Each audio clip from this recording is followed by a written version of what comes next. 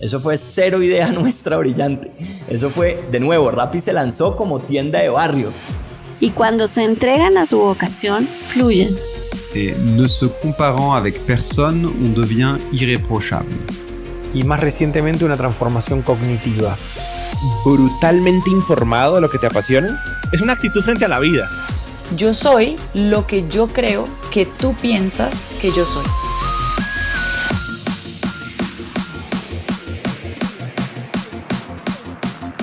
Hola, hola, hola, soy Robbie J. Fry y este es otro episodio of The Fry Show. Este podcast es una celebración de personas que no aceptan la vida tal como es. La abrazan, la cambian, la mejoran y dejan su huella en ella. In the words of Steve Jobs, they leave a dent in the universe. Esta es una cápsula de tiempo en donde yo pueda aprender sobre sus mindsets, filosofías e historias y compartirlas con ustedes. En las palabras de Larry King, me recuerdo a mí mismo todas las mañanas. Nada de lo que diga este día me enseñará nada. Entonces, si voy a aprender, debo hacerlo escuchando. Y la historia y el mindset al que estamos escuchando hoy es Roberto Salcedo. Roberto es co-founder y CEO de Baobab, una innovadora fintech de préstamos alternativos. Antes de fundar Baobab, fue director financiero de un conglomerado de medios de medianas empresas y vicepresidente de banca cooperativa del Banco Mexicano Invex. Y antes trabajó en HSBC.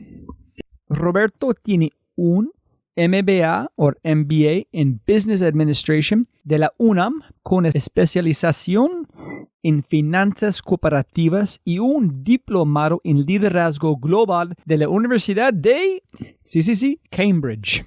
Baobab es la primera plataforma de microcréditos en México que por medio de una aplicación móvil otorga préstamos personales al instante, 24/7, desde un dispositivo celular sin documentos, preguntas o procesos desgastantes.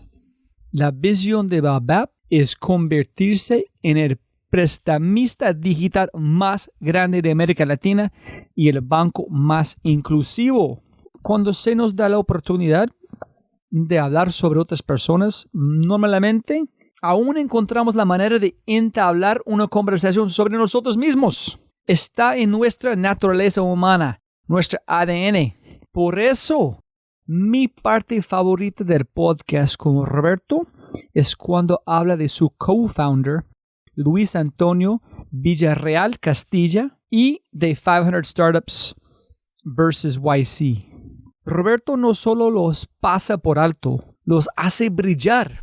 De verdad hablan de ellos como son personas y entidades increíbles. Esta habilidad habla mucho más de Roberto como persona que de cualquier otra cosa en el podcast. Y algo muy chévere que dijo Jim Collins: las grandes líderes tienen algo particular en común. Cuando las cosas van mal, asumen la culpa. Y cuando las cosas van bien, celebran a los demás. Algunos de los aspectos más destacados de este podcast incluyen 500 Startups vs. YC o Y Combinator, Bill Walsh, el técnico de Dynasty de San Francisco 49ers, entre la historia y la verdad, conversaciones emocionales, velocidad versus paciencia y obviamente mucho más. El mundo desde afuera de las startups parece brillante, alucinante, pero no lo es. Solo se convierte en algo maravilloso y alucinante, especial, después de que pases por el popó. Mientras se desarrolla la historia, es desordenada, dolorosa y muy fea. Solo después de que tenemos tiempo para reflexionar por un momento, entendemos que debemos celebrar y por qué. En la vida tienes que ganar tu narrativa, ganarla. Es toda una paradoja también.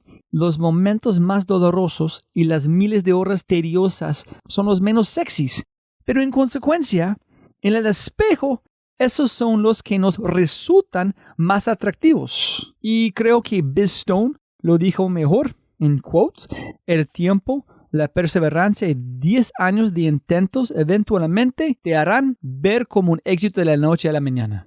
Este podcast, como todos los demás, trata más de lo que se esconde que de lo que se cuenta. De cualquier manera, es un podcast espectacular con una persona espectacular.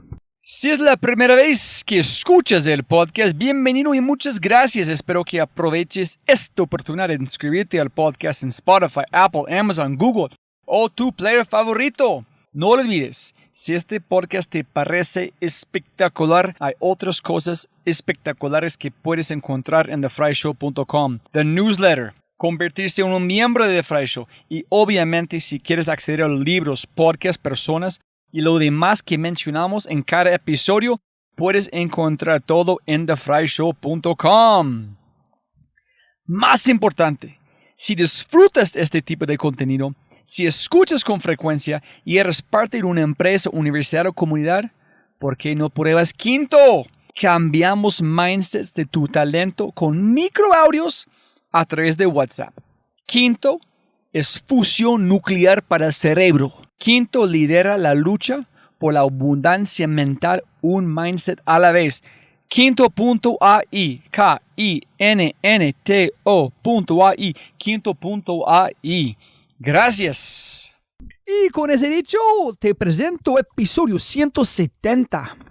Los resultados se cuidan solos, con el co-founder y CEO de Baobab, el impecable e inimitable Roberto Salcedo. Sonido. Probando. Roberto, este espacio con vos es un regalo de verdad. Siempre van a ser en memoria mi cabeza. Entonces, mil gracias por su tiempo y contar su historia. Muy amable. No, al contrario, Robbie, muchísimas gracias por el espacio. Siempre me hace sentir orgulloso poder compartir un poquito de mi historia, de la historia de Baobab, de la historia de mi socio, del equipo que estamos construyendo. Entonces, y pues que les sirva de referencia a más personas para que más personas se atrevan a emprender, se atrevan a asumir riesgos. En la vida hay que buscar generar un impacto positivo, creo yo, y todos podemos aspirar a generar ese impacto en nuestras vidas sin importar de dónde venimos, quiénes somos, siempre y cuando sea nuestra voluntad hacerlo. Entonces, ojalá que sirva un poquito para inspirar ahí a algunas personas. ¿Cómo se llama tu papá? Roberto Salcedo también. Entonces, yo olvidé. Tú eres el primero Roberto en todos los podcasts. Entonces, me siento muy feliz que alguien que comparte mi nombre. Entonces, el nombre tiene mucho poder. Entonces, muy feliz que otro Roberto. Entonces, tu papá Roberto es como una amante de literatura, ¿no? Sí, totalmente. Tu mamá también. Mi mamá también. Entonces, arrancamos. ¿Cuáles son 3 libros que quieras recomendar a las personas? Creo que el primer libro que leí por gusto más de una vez fue 100 años de soledad de García Márquez. Tenía yo creo que como 13 o 14 años y lo he leído yo creo que 3 o 4 veces en distintas etapas de mi vida. Lo disfruto de manera distinta cada vez que lo leo. Entonces es algo que me gusta, que es un libro que me gusta mucho. Una pregunta ya, Roberto. El libro es demasiado colombiano. ¿Como mexicano conectaste con unos personajes, con unas historias o eres muy aparte? No, definitivamente con los personajes, parte soñadora de la familia Buendía, de los protagonistas, la parte de complejos pueblerinos de América Latina. Creo que hay muchas similitudes entre México y Colombia. Eso básicamente fue lo que me generó a mí una conexión muy importante con el libro. Y yo creo que en general es por eso que es el libro de referencia de García Márquez, ¿no? Por esa capacidad de conectar con muchas historias en todo el continente. Listo, ese es el número 1. Es el número 1. Uno de mis libros favoritos de liderazgo es The Score Takes Care of Itself, de Bill Walsh, que era el coach de los 49 de San Francisco en los 80s. Es muy, muy bueno porque justo plantea la parte que normalmente no leemos en los libros de liderazgo, ¿no? O sea, plantea la parte difícil, la parte en donde todo va de la fregada, nada sale bien y hay paciencia, ¿no? Hay paciencia de él mismo como head coach, de los dueños del equipo, por decir, no, esto es un proyecto, esto no va a ser la primera temporada, ni la segunda, ni la tercera. etcétera, y de ir armando además una cultura en torno al equipo, eligiendo piezas clave, transformando la forma en la que operaba la institución de los 49 de San Francisco. Me encanta ese libro. ¿Cuándo lo leíste? Lo leí yo creo que lo he leído también un par de veces. Lo leí hace como 4 o 5 años y después lo leí otra vez hace un par de años cuando ya estábamos metidos de lleno en Baobab. ¿Qué conectas o qué usas del libro en Baobab como un líder? ¿Qué haces o qué has implementado o qué piensas? Lo primero es lo que comentaba, el tema de paciencia, ¿no? De las cosas no suceden de un momento a otro. Se trata del trabajo del día a día, la disciplina de poder ejecutar todos los días, de pararse a hacer lo que se tiene que hacer, de seguir haciéndolo a pesar de que las cosas no se dan inmediatamente, de pensar en el largo plazo. Y la otra, creo que muy importante, esta creación de cultura, ¿no? De todos aportamos a la cultura de una organización, sin importar si somos los agentes de servicio, sin importar si es el director general, sin importar si es un mando medio, todos somos parte de la cultura y es algo que sucede, que se refuerza mucho en el libro. Supervisaba incluso a las secretarias, ¿no? A las recepcionistas, y entonces reforzaba que todos se comportaran con un mismo código de valores, con una misma identidad como 49 de San Francisco, y creo que eso termina permeando hacia todos lados. Entonces la construcción de cultura es algo que trato de aprovechar mucho las lecciones del libro hacia la cotidianidad hoy de Baobab. ¿Ustedes pasaron por YC? Sí, estuvimos en YC. Me encantaría si por favor si puedes ir a más detalle porque la paciencia en la superficie es muy contraintuitivo con la agresividad en escalar a cualquier costo. Entonces, a veces las cosas de muy bipolar funcionan muy bien juntos. Entonces, Build Wash on Dynasty. En no es de sentarse, no, paciente, todo no va a funcionar. Poner las fichas incorrectas, ejecutar de una, en ganar a cualquier costo. ¿Cómo es la paciencia en un startup que tienes que crecer más como ustedes para ser rentable, en levantar más capital? ¿Cómo funciona paciencia en escalar a cualquier costo también? Fíjate que efectivamente hay una dualidad muy interesante entre la paciencia sobre el resultado de largo plazo y la velocidad a la que hay que ejecutar en una startup que está fondeada por dinero VC, por Y Combinator, que efectivamente recibimos presión de resultados, escalar lo más rápido posible. Entonces hay una dualidad muy interesante, pero desde mi punto de vista, la parte de escalamiento y la velocidad a la que puede crecer hoy nuestro negocio, hablando de Baobab, está recargada en algo que ya está fuera de nuestras manos, está recargada en la tecnología. Entonces está tan apalancada en la tecnología que efectivamente esa tecnología nos puede facilitar a nosotros el crecimiento del negocio mientras lo dotemos de dinero, de capital humano, o sea, de talento. Mientras nosotros nutramos el negocio, la tecnología inicial ya está construida y nos permite escalar. Hoy atendemos a 60,000 personas en este momento, en noviembre de 2021. Podríamos atender 120,000 en diciembre si tuviéramos todo el capital, si tuviéramos el talento disponible. Entonces creo que por esa parte la tecnología es una palanca tremenda para este tema de velocidad. Y por otra parte, en donde hay que tener paciencia, es en el tema de la cultura, la construcción de cultura. Eso sí no sucede en una semana, en un mes, en 2, en 3. Esa es la parte, creo que donde hay que tener paciencia y hay que saber diferenciar qué cosas necesitan una velocidad dramáticamente acelerada y qué cosas hay que esperar, ¿no? Qué cosas necesitan construirse paso a pasito. E incluso me gusta la analogía con la historia de Bill Walsh, porque en retrospectiva, Baobab lo hemos estado construyendo poco a poco, paso a paso. No lo hemos construido, o sea, no llegamos a 60,000 clientes en un mes, de un mes a otro, ¿no? O sea, lo hemos hecho a lo largo de los últimos 30 meses. Empezamos haciéndolo, atendiendo 20 clientes, 50 clientes, 100 clientes, 200, 300, 1,000, etcétera. Y es hasta ahora que logramos generar la suficiente credibilidad, confianza, atracción, demostrar que teníamos la capacidad de ejecutar y de construir un negocio gigantesco en el mediano plazo, que empezamos entonces sí a generar interés y a atraer capital, a atraer inversionistas. Y es ahora el momento en el que estamos creciendo más rápido que nunca. Pero en realidad los cimientos, tuvimos la ventaja desde mi punto de vista de no tener recursos. Y eso nos forzó a que las bases de nuestro negocio están muy bien fundamentadas, están súper sólidas. Hoy el negocio es rentable. que es casi inusitado para startups que crecen aceleradamente. Y fintechs menos, ¿no? Entonces, esa ventaja tuvimos. Tuvimos la ventaja de no tener dinero. Te voy a matar esta pregunta porque es una buena forma de pensar.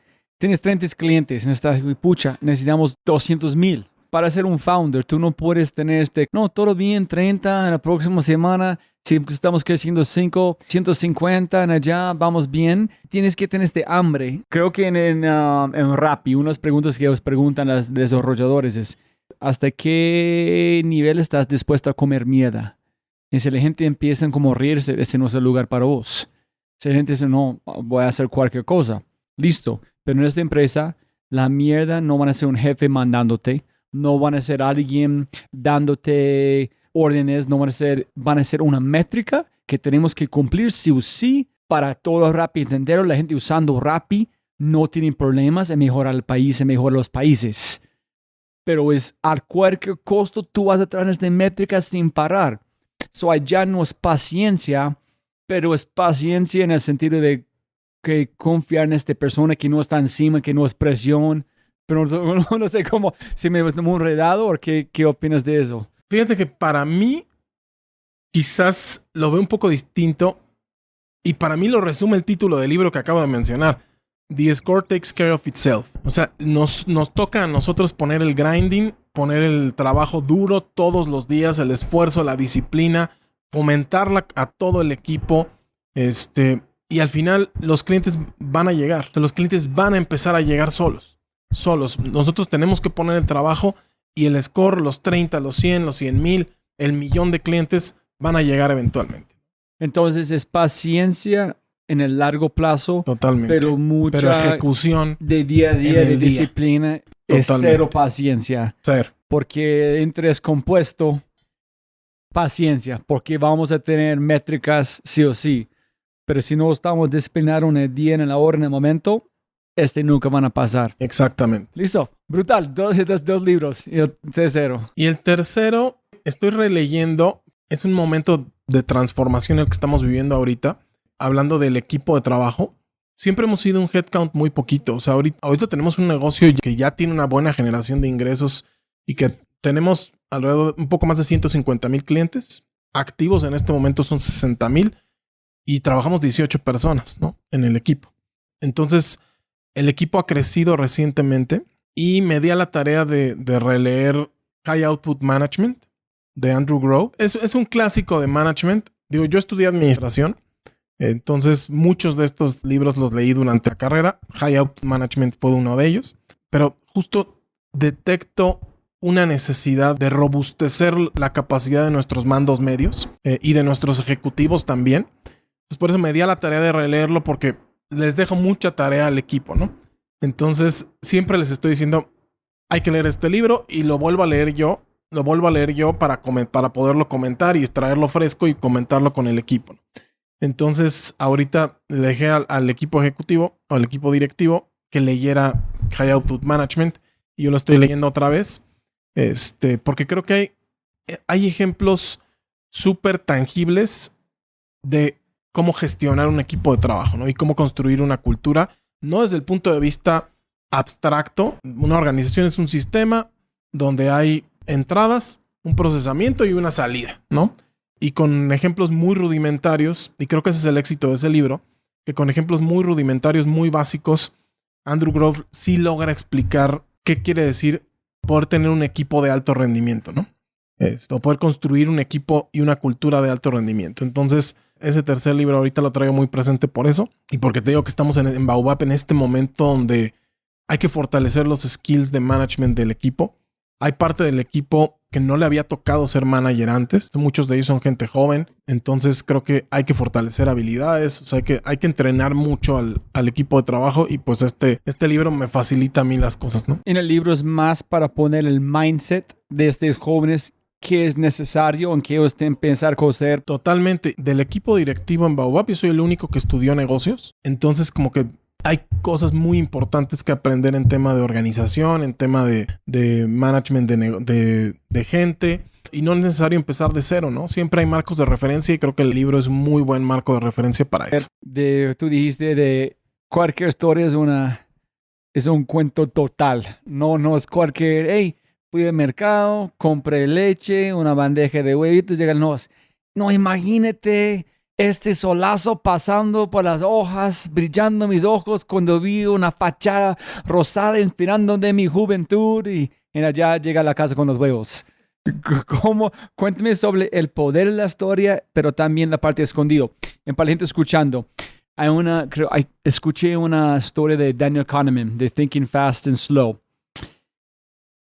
Yo creo que Sam Harris dijo esa historia, pero pregunta a él, ¿cómo es tener hijos? Yo tengo 2 hijas. Y él dijo, es como lavar platos. Toda la gente muy ofendido a escuchar eso. Dices, sí, porque si tú recuerdas los ups and downs, empiezas a ser muy neutral. Pero tú solamente recuerdas las cosas más chéveres en esa historia que tú cuentas. Entonces tú crees que tener hijos es la cosa más espectacular.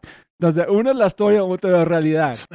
Fíjate que te digo que de pronto entro en conflicto de justo haber crecido con alguien que tenía mucha capacidad de generar fantasía y de incentivar mi imaginación y de conectar conmigo a través de las historias de su vida cotidiana, porque pues eran su vida cotidiana. Cuando yo empiezo a crecer y llego a la edad adulta, veo como de puta, ¿por qué mi vida no está siendo épica, ¿no? No está siendo fantástica. Esto de pararse a las 5 de la mañana, irse a trabajar, luego a la escuela, luego no sé qué.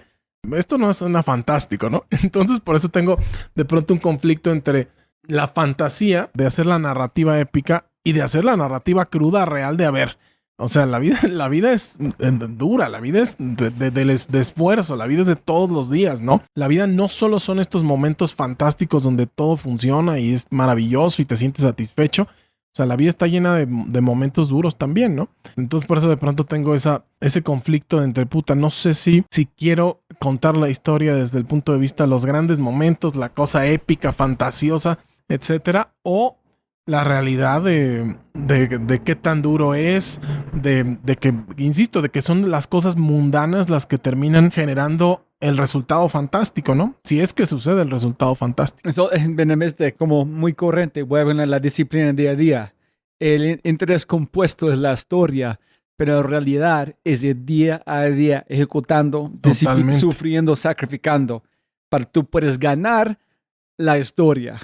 Sí, exactamente. Pero sin comer la mierda día a día, no se puede. Y fíjate que pues no es exactamente una biografía, pero del libro de The Everything Store sobre Amazon. El autor justo dice que llega con Jeff Bezos y para entrevistarlo para ir documentando para el libro, para la construcción del libro. Y Jeff Bezos justo le pregunta cómo va a resolver la falacia narrativa. O sea, que él no quiere que su historia se cuente desde la fantasía, desde puta, todo está poca madre, todo es espectacular, todo... No, yo quiero que cuentes la realidad, o sea, las cosas tan objetivas como sea posible y la cotidianeidad y lo duro que fue construir este negocio. Entonces le pregunta, ¿cómo lo vas a resolver? Pues la conclusión del autor y ese concepto de falacia narrativa está basado en un libro de Nicholas Taleb que se llama Black Swan, que también es un gran libro. Muy difícil de leer, es decir, todos son muy buenos, pero sí todos son difíciles de leer. Él habla justo de este concepto de falacia narrativa y Jeff Bezos toma este concepto de Nicholas Taleb de cómo resuelves esa falacia narrativa. No sé, ¿cómo le haces para que la gente no escuche las historias, la parte épica de las historias, sino la parte es de esfuerzo, ¿no? No es que Jeff Bezos esté tocado por Dios, es que tuvo suerte y puso el trabajo, tuvo la idea, metió el esfuerzo y fue construyendo poquito a poco, ¿no? Hay un libro, olvidé el nombre, que otro invitado recomendó, yo compré, pero no recuerdo el nombre. Es decir, imagínense que tú eres con Steve Jobs, Steve Wozniak, o otras historias, pero tú eres un mosquito en la pared. Y parece que tú puedes escuchar toda la historia. ¿Qué historia vas a contar? Entonces, ¿qué hizo este autor o su equipo? Fue entrevistar todas las historias de Silicon Valley que dicen, es, como tú dices, un milagro. Fue a todas las personas que estaban adentro del espacio, en las conversaciones, en conocer la historia real. No es igual como la gente cuenta. No es la misma historia. Es muy diferente. Totalmente. Entonces, voy a buscar el libro creo que tú vas a gozarlo. Porque este mosco en la pared no cuenta la misma de las personas contando fábula. Totalmente. Y es que lo que creo que hay que entender cuando pensamos justo en estos nombres de Steve Jobs y Steve Wozniak, o sea, ese posicionamiento esa connotación que tienen sus puros nombres en nuestra idiosincrasia, en nuestra cultura, no nacieron con ella. La construyeron a lo largo de 30 años de lograr cosas, de hacer cosas, ¿no? Pero cuando se juntaban en el garage de los papás de Steve Jobs, no eran Steve Jobs y Steve Wozniak, eran dos personas comunes y corrientes que decidieron hacer algo, ¿no? O sea, eran dos chavitos, dos personas como cualquier otra persona. O sea, les damos la connotación épica por lo que sucede después, ¿no? Y por lo que sus nombres hoy representan para el ecosistema de tecnología, para el mundo, etcétera. Pero no, la realidad es que son dos personas comunes y corrientes. Y para conectar todos los puntos, en este libro de Skin in the Game hay una historia creo que es como un perrito que está allá gozando de su casa grande y pasan como un lobo. Para gente escuchando, si está matando esto está bien, pero la profundidad está aquí. En este lobo empiezan a platicar con este perrito. Están mirando la casa, la comida. Pero sí, yo tengo un dueño que me da amor todos los días. Estoy más feliz, como cuando quiero, me llevan a la playa, etcétera, etcétera. El lobo empieza a sentirse un poquito triste, celoso de este perro que tiene todo. En un segundo, él ve el collar de este perro. Este perro no tiene vida. Este man depende de los demás. No tiene libertad. La historia que está contando este perro, este man, yo corro cuando quiero, como cuando como, duermo cuando duermo, hago que quiero. Estoy sufriendo mucho, pero es mi vida, en mi forma, en mi estilo. Entonces, ¿dónde me voy? Cuando en HSBC o Curiosity empezaste a ver, yo no quiero un collar, yo quiero ser un lobo, quiero contar mi propia historia, quiero sufrir, hacer algo más. Entonces, no sé dónde arrancamos la historia. En HSBC, en la universidad, para llegar a la imagen, la chispa de Baobab. Yo creo que en retrospectiva quizás empieza en HSBC. Porque en HSBC tengo yo la oportunidad de entrar al banco como parte de un programa de desarrollo de talento que tenía a nivel global el banco. En donde a lo largo de un año no tenías un puesto, no tenías una posición, prácticamente no tenías skin in the game. Estabas jugando a aprender a ser banquero. Y el programa duraba, como te digo, duraba un año y llevabas 4 proyectos. El programa se llamaba Group Graduate Development Program. Pues fíjate que por obra de la casualidad, muchas cosas en retrospectiva suceden así, o casi todo sucede así. Y voy a contar la historia muy rápido porque de pronto justo recuerdo esa etapa muy claramente, entonces me puedo extender un montón, pero la cuento muy rápido. Mi primer trabajo fue a la mitad de la universidad en SC Johnson como becario de finanzas, ¿no? Yo quería dedicarme a finanzas, entonces entro a SC Johnson como becario de finanzas. ¿Pero por qué? ¿Porque pensaste que hay dónde está la plata o un interés de verdad con finanzas? No, porque básicamente era para lo que era mejor. O sea, me gustaban mucho los números, siempre me han gustado mucho los números. Cuando era niño decía que iba a ser físico. Y después dije, no, eso de físico no deja. ¿Para qué otra cosa se puede usar el talento numérico? Y así fue como llegué a negocios. Entonces dije, bueno, me quiero dedicar a finanzas. Entonces entro como al área de finanzas en SC Johnson y digo, Dios mío, esta es la muerte del espíritu. O sea, no puedo construir una carrera trabajando en Excel. O sea, no hay manera, no lo voy a... No. O sea, no soy yo. No soy yo. Y a los 2 años, todavía estudiando, me pongo a buscar trabajo y llego a la conclusión de, ya hice esto de finanzas, no me encanta, soy bueno para ello, pero no me encanta. Quiero desarrollar mi lado personal, ¿no? Mi lado más interpersonal. Entonces me voy a ir a ventas, quiero hacer ventas. En SC Johnson no me dejan irme a ventas y empiezo a buscar trabajo en ventas. Y me contratan en Nestlé. Ya estaba yo en el último semestre de la carrera y el viernes, antes de que entrara el lunes a Nestlé, me hablan los de recursos humanos que hay un freeze de contratación y entonces no voy a poder entrar el lunes, que me espere un mes. Que bueno, está bien, me espero un mes, no tengo prisa, me espero un mes. Pasan el mes, no sé todavía nada y ahí es cuando yo dije, no, bueno, ya me tengo que poner a buscar trabajo otra vez porque pues, estos cuates ya me quedaron mal, ¿no? Y me pongo a buscar y me presta un amigo, yo estudié en la UNAM. Entonces, desafortunadamente en aquel momento, hoy no sé si han cambiado las circunstancias, había pocas oportunidades en empresas privadas. Un canal de acceso, muy poco canal de acceso para egresados de la UNAM en negocios. para entrar a empresas privadas, ¿no? Entonces un amigo me presta su clave, su contraseña de la Ibero y entro a la bolsa de trabajo de la Ibero y veo la oportunidad de HSBC y me acuerdo que ya la había visto en algún momento hace varios años y me había encantado la idea porque era uno de los proyectos, eran 4 proyectos de 3 meses. El programa consistía en 4 proyectos de 3 meses y uno de ellos era en Londres, ¿no? Entonces yo dije, no, pues está fantástico, yo quiero eso. Y aplico ahí en la Ibero, total que pasa todo el proceso, que fue un proceso interminable. Miles de personas querían entrar y afortunadamente pues fui uno de los que entran al programa. Y fíjate que nuevamente en retrospectiva, porque en aquel entonces en México todavía no permeaba nada de startups, del concepto VC, nada. Pero en retrospectiva, el programa consistía básicamente en crear 4 startups dentro de HSBC, ¿no? Como intraemprendimientos en HSBC. Y tú tenías que, a que se te ocurriera la idea, te pasaban a distintas áreas, ¿no? Entonces, por ejemplo, me tocó primero en Customer Service. Entonces, tenía que generar un proyecto de Customer Service, tenía que ponerme a investigar, a ver qué proponía y ejecutarlo en los 3 meses y mandarlo a producción en los 3 meses. Y así fue. Siendo empleado, ese fue mi mejor año de toda mi carrera profesional. Precisamente por eso, ¿no? Precisamente por tener la oportunidad de decir, se me ocurre hacer esto.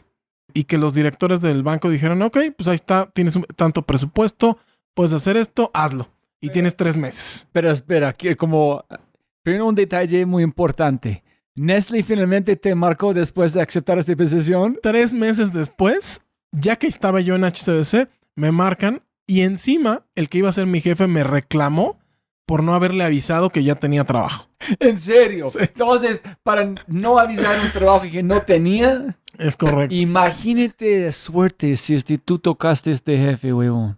Exactamente. No, exactamente. joder. Entonces, pero este es 1. Y 2, qué suerte. Yo pensé fue al revés.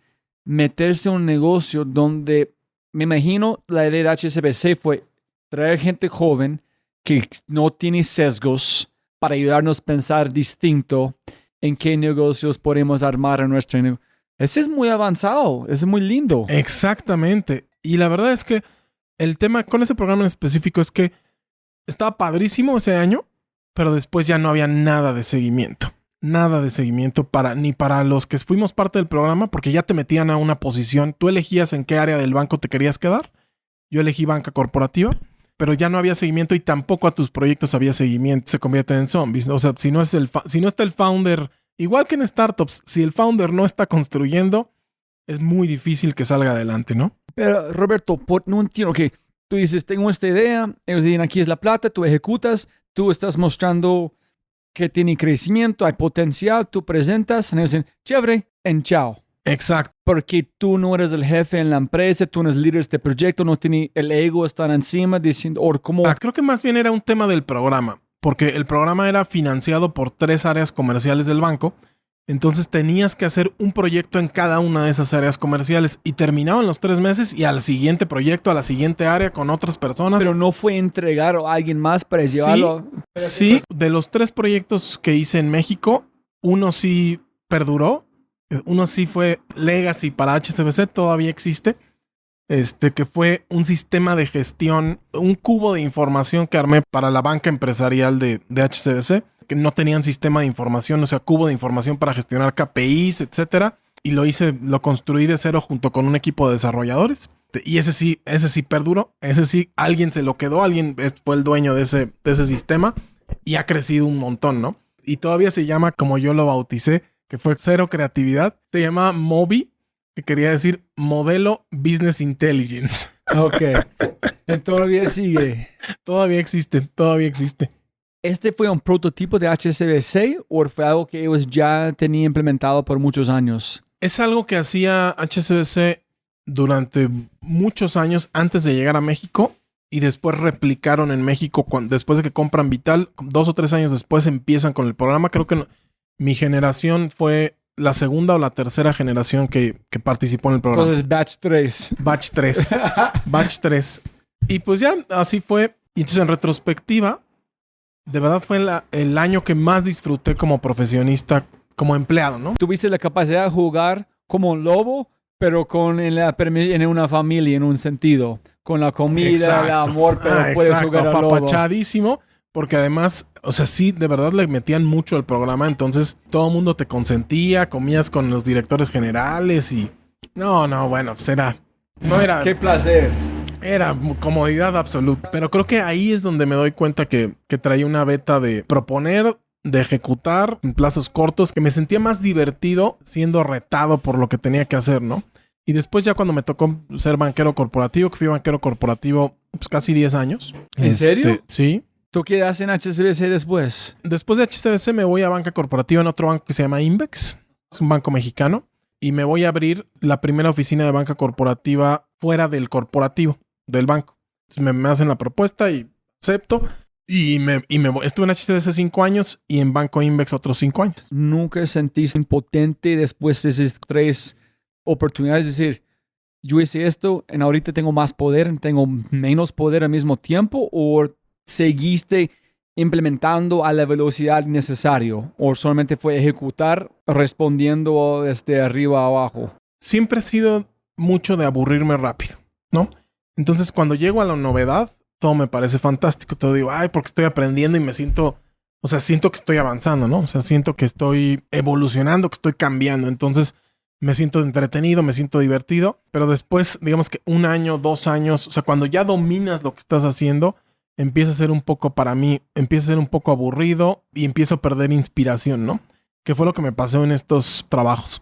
Porque pues la verdad es que llega un momento en que ya tu expertise es lo suficiente como para que ya ni siquiera demanda el 100% de tu foco, ¿no? De tu atención. Así me pasó. Y creo que hay una combinación ahí de este factor de me aburren rápido las cosas, o cuando siento que ya domino lo que estoy haciendo, como que ya deja de ser tan divertido como lo era antes. Otro tema de sentirme retado por generar ideas, ejecutar ideas, crear cosas que no existían. Y después, para llegar a la conclusión de cómo surge la idea de Baobab, creo que viene un poco de también mi historia personal, ¿no? De por qué elegir hacer esto que elegimos hacer, ¿no? Roberto, hay mucha gente que escucha podcasts que traen empresas grandes en Colombia y en otros países. ¿Cuál sería tu recomendación? No sé si es posible, a líderes en estas empresas, porque yo me siento igual.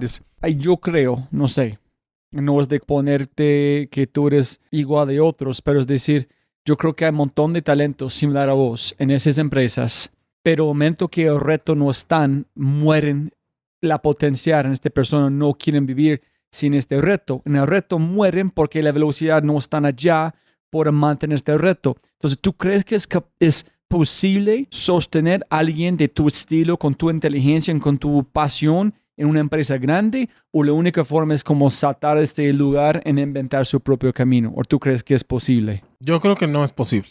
¿En serio? ¿Por qué? No es chévere. Yo creo que no es posible. Las organizaciones enormes como los bancos que dominan toda la banca mundial, las empresas transnacionales que tienen decenas de miles de personas, tienen un defecto para ese tipo de personas, ¿no? Y el grave defecto es que no hay manera de que esas empresas se dupliquen en 1 año, se tripliquen en 2 años, crezcan 10 veces en 5 años, etcétera. O sea, porque ya tienen un volumen y un dominio de su mercado que ya no hay manera de crecer a tasas gigantescas, ¿no? Y esa capacidad de crecer a tasas enormes es lo que abre oportunidades para personas con esos perfiles, ¿no?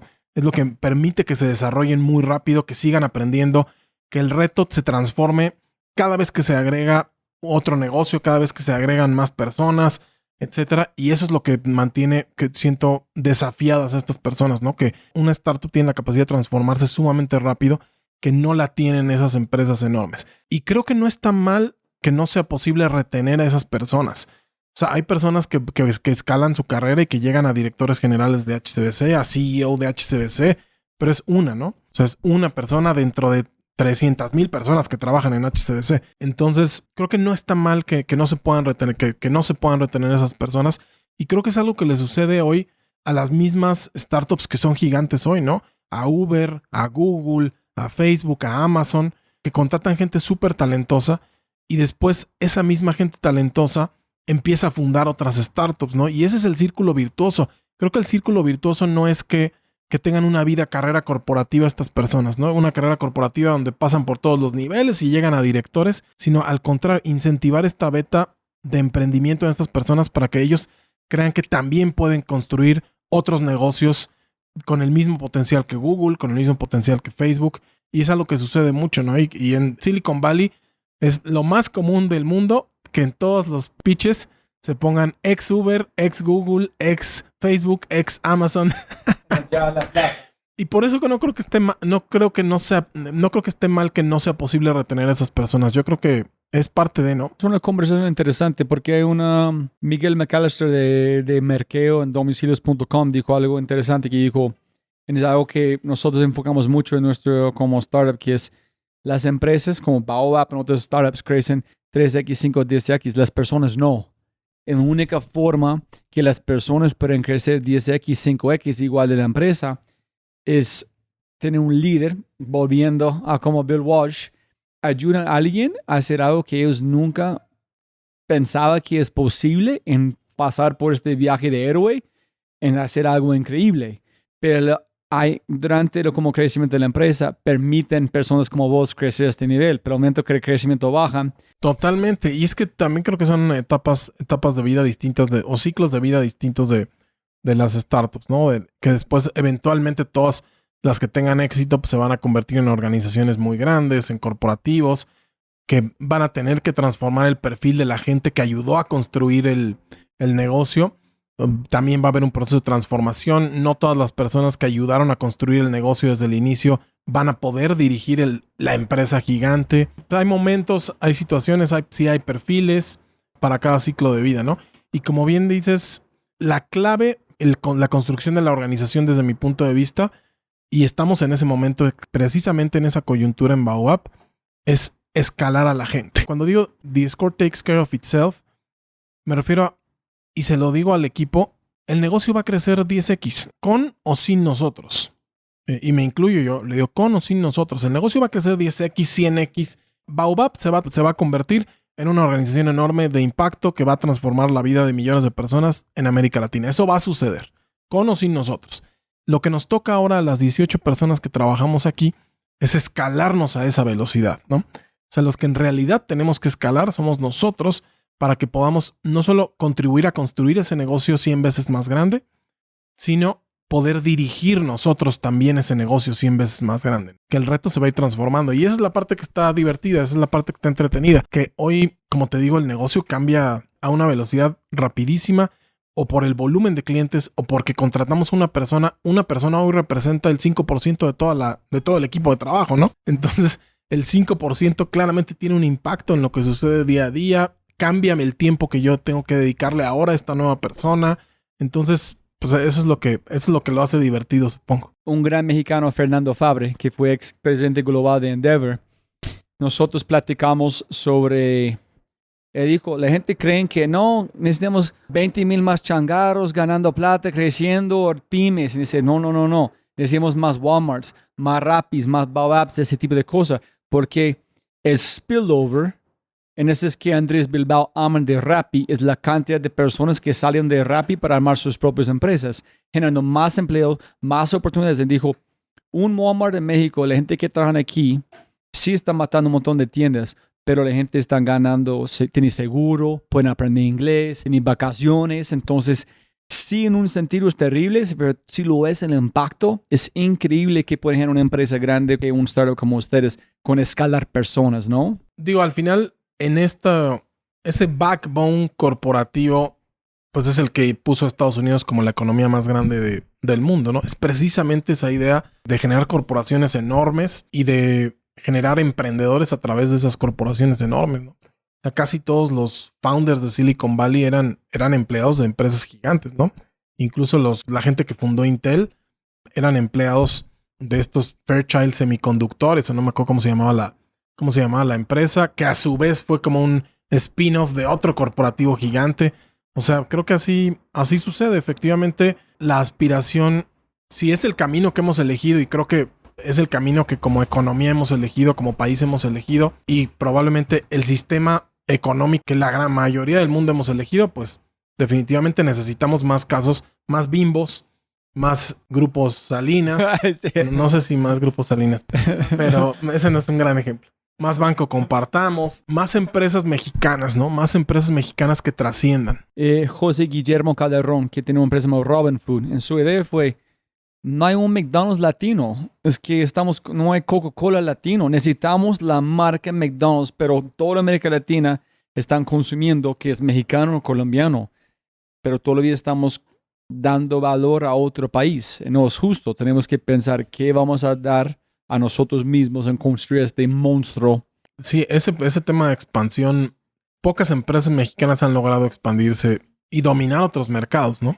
Yo creo que las contamos con la mano todavía, con una mano. Entonces, 10 años en este mundo, ¿cuándo empezaste a masticar y marinar sobre Baobab? ¿En siempre fue esta idea o fue algo distinto? No, yo creo que, como te digo, al final conectas los puntos, como decía Steve Jobs, volteando hacia atrás, ¿no? O sea, y eso es totalmente cierto. Eso debería de ser un súper sentido común, porque pues no hay manera de explicar las cosas más que hacia atrás. Hacia adelante no podemos ver, y lo que está pasando ahorita no tenemos la perspectiva suficiente para poderlo explicar, ¿no? Yo creo que la idea específica se materializa cuando salgo de trabajar en la banca. Me invitan a ser el director de finanzas de este grupo de medios que se llama Curiosity, y es un cambio radical para mí. O sea, otra vez algo que no conocía, del que no tenía contexto, que había que aprender de cero, el negocio mismo. Pero ¿por qué invitaron vos? ¿Por qué recibí la oferta? ¿Qué calidades o características tuviste o tenía que ellos dijeron, este es el chavo para hacerlo? Yo creo que vieron en mí alguien que dominaba la parte de riesgo y financiera y de análisis financiero, y que era una persona estructurada que podía darle orden a la organización, ¿no? Eso fue lo que vieron ellos en mí. Y creo que también estos negocios, este tipo de negocios, las empresas medianas buscan a gente que les genere confianza, ¿no? O sea, porque más el que va a manejar el dinero, ¿no? Entonces, creo que también vieron, o sea, hubo un rapport de confianza, ¿no? Como creo que es alguien que podemos confiar. Ahora, si no funciona, podemos echar culpable. Exacto. Si no funciona, pues le aventamos el muerto. Entonces, así llegó. La verdad es que no estaba yo convencido porque tenía una buena carrera bancaria, ¿no? O sea, era director de banca corporativa, me iba razonablemente bien, pero decido tomarlo justo por esto de pues, hacer algo nuevo, ¿no? Hacer algo distinto. Y efectivamente, otra vez, el primer año estaba, o sea, enamorado del asunto porque estaba súper entretenido, ¿no? Todos los días era un desmadre. Todos los días era un desastre. Entonces no había nada de organización, no había sistema, no había nada. Entonces había que implementar, había que crear, había que organizar, había que ayudar a transformar a la empresa, ¿no? Era una empresa que vendía $100 millones y que no tenía sistema. O sea, no tenía ERP, sistema de gestión, no tenía nada. Entonces, primer año muy divertido. Y tengo la fortuna, y nuevamente insisto que las cosas se van acomodando. O sea, las cosas sí suceden de pronto, no sé, por fortuna. Porque llega a trabajar a la empresa el que ahora es mi socio, que es mi co-founder, Luis Villarreal. Llega Luis a trabajar a la empresa por obra y gracia del Señor, literalmente. O sea, literalmente, y porque él es una persona súper aventada, súper de... Si le dices... Aquí hay una oportunidad, va, ni pregunta, ni lo duda, va y busca la oportunidad. Y así llega a trabajar ahí. Él es de Saltillo. ¿Es qué? De Saltillo. ¿Qué es? De una ciudad al norte del país, a 40 minutos de Monterrey, 1 hora de Monterrey. Según yo, a ver si no me corrigen ahí, pero según yo es 1 hora hacia el oeste del país. O hacia el este. Pero como casi frontera norte-norte. Muy cerca de McAllen, muy cerca de la frontera de Estados Unidos. Entonces, él es de allá y llega y se viene a trabajar junto con su hermano. Le dicen que hay una oportunidad, ¿no? Como de, ay, pues podrías, pero no le dicen como de, ya está, este es el trabajo que tienes. Como de, oye, ¿por qué no el dueño de la empresa le dice, lo coinciden en Las Vegas, en la expuesta de Consumer Electronics, en el CES, ¿cómo se llama? Coinciden en Las Vegas y le dice, y se conocen. ¿Por qué no te vienes a trabajar conmigo? Pues tú eres desarrollador de software, como que traigo ahí unas ideas. ¿Por qué no te vienes? Bueno, así sin oferta ni nada. A la siguiente semana, él y su hermano estaban aquí en México, aquí en la Ciudad de México, tocándole la puerta de la empresa de, bueno, ya llegamos a trabajar, ¿qué hay que hacer? Juan, entonces literalmente hay oportunidad y el man ya está saltando. Ya está saltando. Oportunidad el man está golpeando sin saber cuál es el otro lado de la puerta. Exactamente, tal Entonces, cual. 2 mexicanos en Las Vegas. Amor de tierra, practicando, qué es aquí, por qué, qué tal. En el man está en vuelo con su hermano. Tal cual. Con su hermano se vienen. Y que quiero como hablar un poquito más de él. Entonces, él tiene esta misma como energía en Baobab, que hay es un mercado para nosotros. Sin saber, estamos probando. Totalmente. Al contrario, yo soy el freno de mano. Yo soy El que mete- banquero real. el que mete el freno de mano de "Wow, espera, tranquilo. Porque sí, no. Él es en espíritu, yo creo, el más cercano a este concepto de emprendedor arriesgado y de nos lanzamos y vemos qué hacer. Qué pena para frenar la historia, interrumpirte otra vez. Pero cuando los otros co-founders no pueden pasar tiempo aquí, ¿cuáles son las 3 características o cosas que más admiras de Luis? Entonces, uno es oportunidad, el man está allá. Uno es esa capacidad de transformar, de cambiar y de asumir riesgos, ¿no? En México decimos aventado. El que sea aventado es algo que le admiro mucho. 2, y creo que es su principal cualidad, su capacidad de ejecución, que es brutal. O sea, no conozco otra persona con esa capacidad de ejecución. O sea, tuve la oportunidad de conocer muchas personas en mi carrera profesional y nadie se le acerca ni un poco a la capacidad de ejecución que tiene él, ¿no? O sea, él... Pero just hacer. Como el de oportunidad hasta... Es como en el mismo salto está ejecutando. Tal cual. Es una capacidad de hacer impresionante, en donde además tiene algo que es otra cosa, la tercera cosa que le admiro. Es desarrollador de software y tiene una sensibilidad de negocio impactante, ¿no? Entonces, se combina su habilidad para desarrollar software con la habilidad para hacer definiciones sobre la marcha, ¿no? Entonces, él mismo, si no tiene una definición para el código, él tiene la capacidad de crear la definición desde el punto de vista del negocio, que es, pues, invaluable. Y mira, una pregunta acá, no sé si puedes contestarlo o con tu nivel de como profundidad de conocer como una persona. Es escuchando una persona que escucha una oportunidad ya está saltando antes de saber que es del otro lado de la puerta. Posiblemente uno es su intuición de negocio, él sabe la probabilidad de éxito, o otro es él tiene una piel thick skin como un hijo y madre, donde si no funciona no se importa porque vale la pena. ¿Qué crees? ¿Que su nivel de riesgo es tan alto que no se importa? ¿Es un guerrero? ¿O más su intuición o su capacidad de entender negocios en personas es un superpoder también? Yo creo que inicialmente es este tema de ser un guerrero, porque le tocó por su propia circunstancia personal de vida, ¿no? O sea, él tiene 2 hermanos, una hermana y un hermano, y su papá muere cuando ellos tienen como 15 años. Pues básicamente ellos se tienen que hacer cargo de la economía familiar, ¿no? O sea, ellos se tienen que ver cómo mantienen su casa, ¿no? Y entonces se ponen a hacer empresas, se ponen a hacer proyectos, se ponen a vender, se ponen a hacer 10,000 cosas aventados, como pues no hay nada que perder, o sea, no hay nada que perder, todo que ganar, hagámoslo. Y hoy sí creo que ha logrado desarrollar esta otra parte de intuición, ¿no? De combinar el guerrero con intuición. Él va a ser un súper emprendedor exitoso sí o sí, sin duda. Conmigo o sin mí. Espero que conmigo. Entonces, obviamente, otra vez, con mucha suerte, Luis llega a la empresa. Gracias. Entonces, están allá contigo. Estamos allá y el dueño de la empresa ve a estos 2 personajes que llegan ahí, ya están de, bueno, ya vamos a trabajar, ¿qué hacemos? Sin tener ninguna idea de qué quiere que hagan, ¿no? Y entonces se apena como de, híjole, ¿qué hago? Y dice, el de finanzas está implementando el ERP de Oracle, ¿no? Está implementando un sistema. Tú eres desarrollador de software, pues ve a ayudarle. Que ayúdele a él. Y entonces me dice, no, pues te va a ayudar en la implementación. Que, ok, está bien, que me ayude. Y yo con mis reservas, ¿no? Así como, bueno, este cuate, ¿qué carambas hace o qué sabe hacer, no? Y el clic fue prácticamente inmediato. Ese día que me lo presentan, nos vamos a comer, platicamos y desde ese momento nos hicimos cuates, nos caímos muy bien, mucha conexión con él y con su hermano también.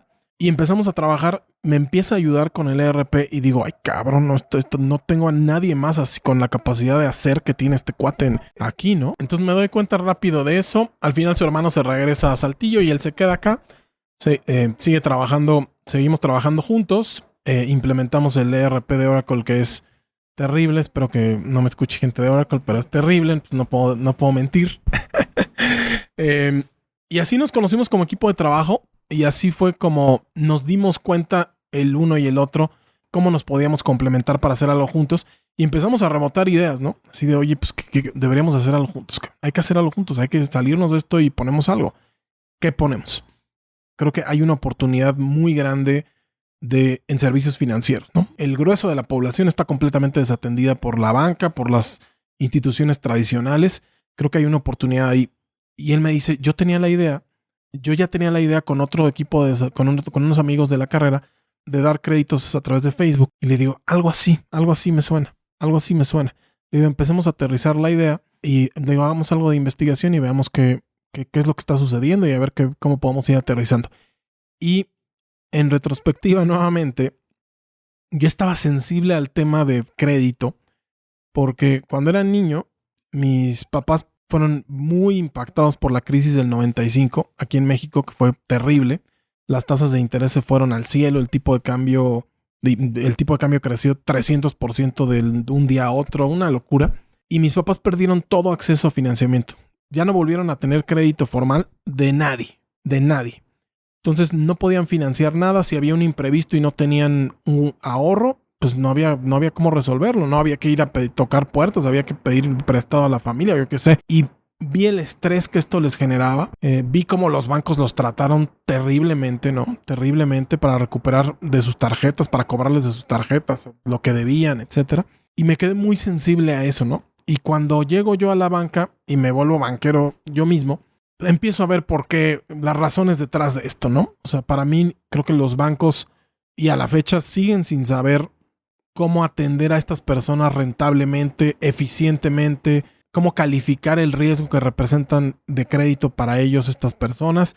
Y entonces prefieren mejor ignorarlo, ¿no? O sea, mejor me dedico a otro segmento de mercado, mejor me exploro por acá y dejo desatendido ese mercado porque me da miedo, no sé cómo atenderlo, no sé cómo hacerlo rentable, etcétera. Mi costo de infraestructura es gigante, yo no puedo dar créditos de 500 pesos porque me cuesta originar un crédito 5,000 pesos, ¿no? Ese es mi costo de adquisición o mi costo de originación del crédito. Entonces, creo que se combinan estas cosas, o sea, lo que yo veo, lo que yo vivo personalmente con mis papás cuando era niño, y después lo que observo en la banca.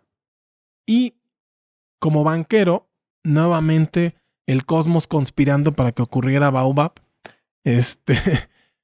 Me toca atender siempre a empresas de servicios financieros como banco, ¿no? O sea, yo le daba créditos a otras instituciones financieras, hipotecarias, automotrices, etcétera, que a su vez se dedicaban a generar crédito al consumo, a hacer modelos de riesgo, etcétera. Y me metía mucho como banquero a sus modelos de riesgo, a sus procesos de originación, a sus políticas de crédito. ¿Cómo funciona, Roberto? Si tú estás dando un crédito a otra empresa que van a dar crédito, ¿Sí? ¿es como un middleman? Entonces la margen están subidos 2 veces o tú solamente están prestando la fórmula, pero tu banco, la persona dando como la plata. Entonces ustedes ganan, pero ellos venden sus productos porque es dando un crédito. ¿Cómo es cómo funciona la margen de interés cuando es un secundario prestando la plata en una teoría? O sea, aquí es una entidad financiera e incluso los mismos bancos se prestan dinero entre ellos.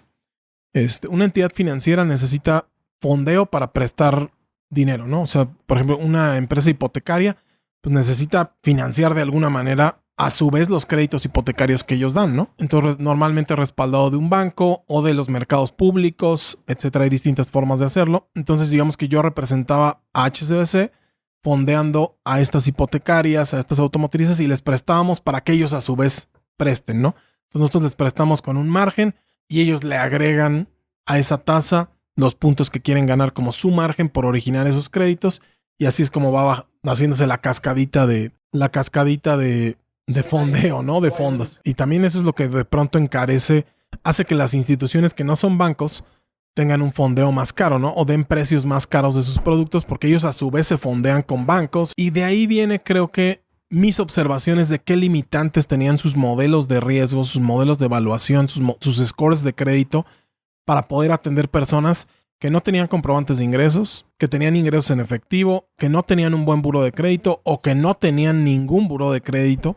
Y de ahí viene esta sensibilidad de decir, puta, pues creo que hay una oportunidad de construir modelos de riesgo que no utilicen esas cosas que están dejando fuera a mucha gente, porque estas personas no tienen la capacidad de generar esta documentación, de generar esta estabilidad.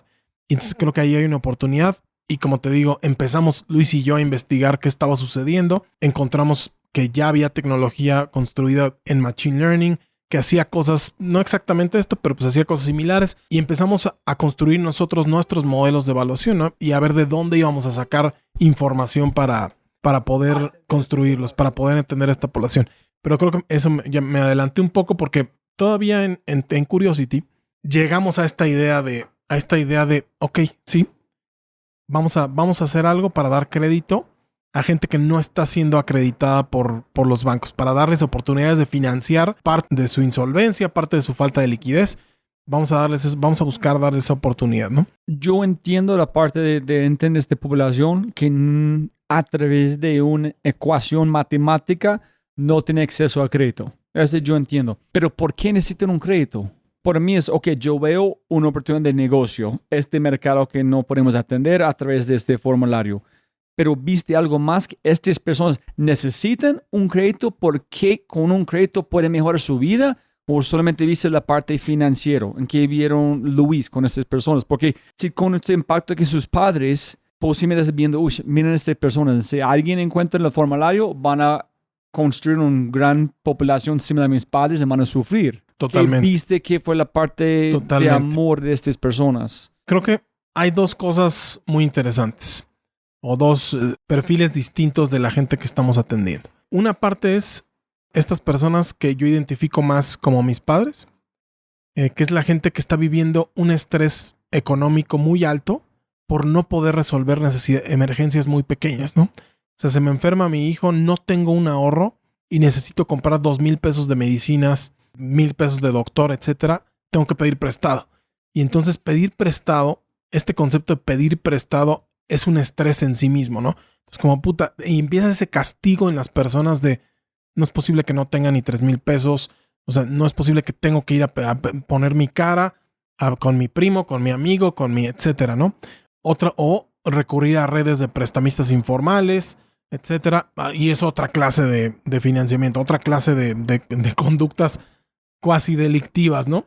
O delictivas en muchos casos. Entonces, por una parte están estas personas que viven este estrés y yo dije, nosotros podemos ayudar a aliviar ese estrés, ¿no? Entonces, uno es la velocidad que yo vi en que tú dices con Baobab, es en minutos ya tienes aprobado. Y tienes la respuesta y alivias esa emergencia, ¿no? Cualquier cosa, emergencia, ponemos en minutos darte un crédito. Ese es uno. Okay. Esa es una. Y la otra, que es en realidad la que es para mí más interesante, porque esta resuelve, ¿no? Y funciona Baobab perfecto para resolver este tema del estrés financiero de un evento inesperado. Pero la otra es en realidad donde creo que podemos hacer más diferencia con el tiempo.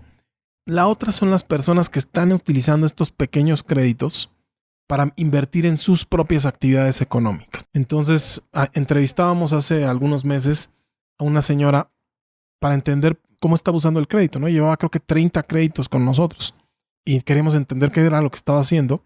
Y resulta que la señora se puso a hacer congeladas. O sea, congeladas, el postre que hacemos aquí en México de hielo de leche sabor a fresa, ¿no? En una bolsita. Y ella tenía pues una capacidad de producción de ella misma, de las congeladas que ella alcanzaba a hacer al día, pues eso era lo que podía vender, ¿no?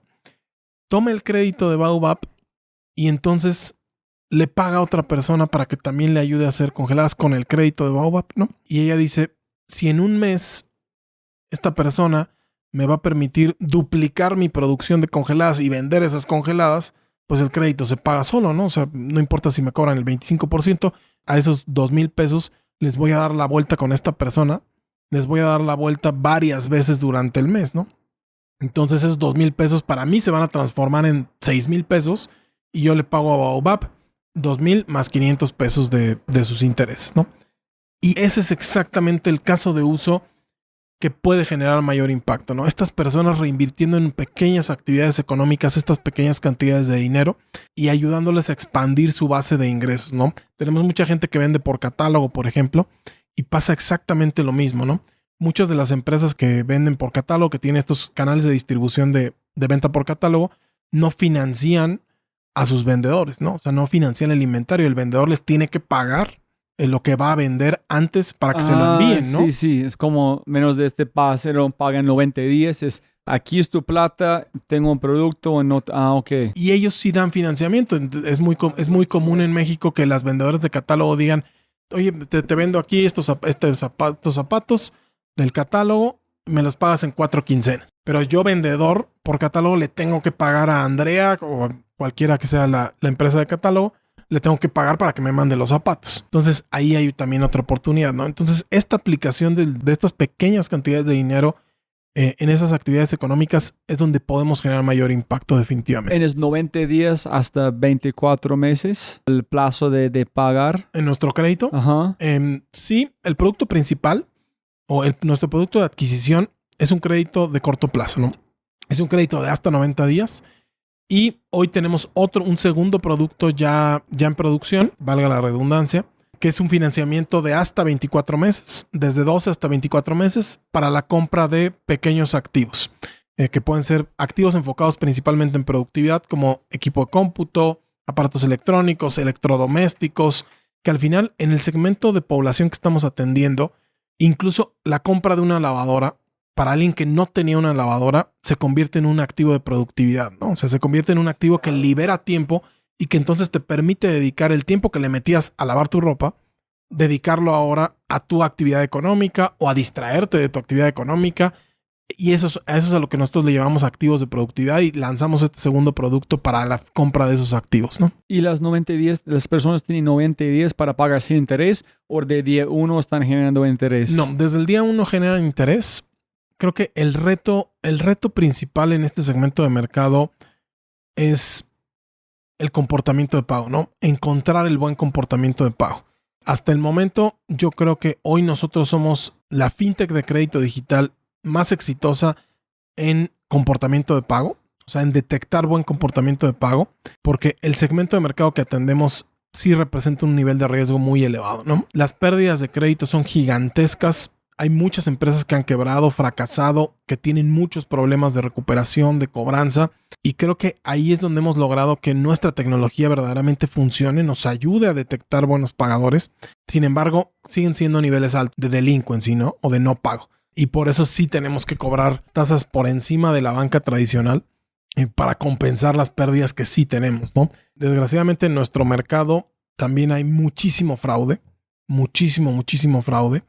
Y hablo no nada más del segmento que tenemos nosotros, sino en general en México el fraude es espeluznante. Y por eso también han salido muchas startups de tecnología enfocadas en prevenir fraude, en mitigar fraude, en e-commerce, en fintech, en distintas verticales. Entonces, pues todos estos factores influyen en que tengamos que compensar con nuestro margen financiero el riesgo que estamos corriendo. Si yo soy una mujer que quiere contratar 3 personas para vender una cantidad de helados o tortas, etc., yo quiero un crédito de 1,500 a 1,000 pesos con un interés que voy a empezar de 25%, entonces 250 pesos mensual. En 90 días, yo he pagado casi 750 pesos más, que es casi el 1,000 que yo presté. Si yo no soy una persona del banco, no es tan sencillo hacer esta matemática. Ay, güey, pucha, estoy prestando 1,000, pero 90 días estoy pagando casi igual.